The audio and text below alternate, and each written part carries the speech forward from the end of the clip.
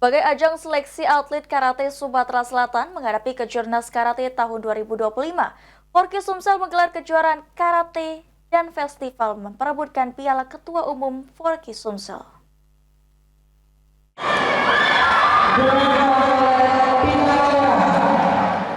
Kejuaraan karate dan festival memperebutkan piala Ketua Umum Forky Sumatera Selatan digelar di GOR JSC selama 3 hari. Kejuaraan ini sebagai ajang pembibitan para atlet karate Sumsel, serta juga untuk ajang seleksi para atlet Sumatera Selatan guna turun pada event Kejurnas tahun 2025.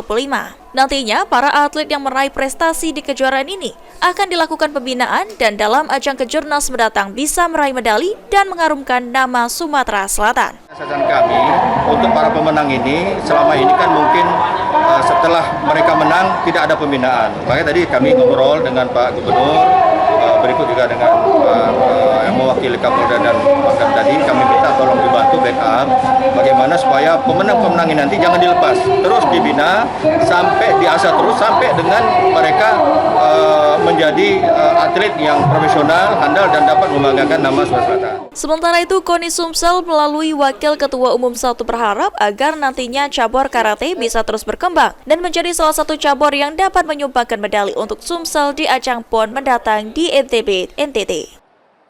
Karate ini salah satu yang memang kita targetkan untuk dipromosikan untuk PON NTT dan NTB nanti.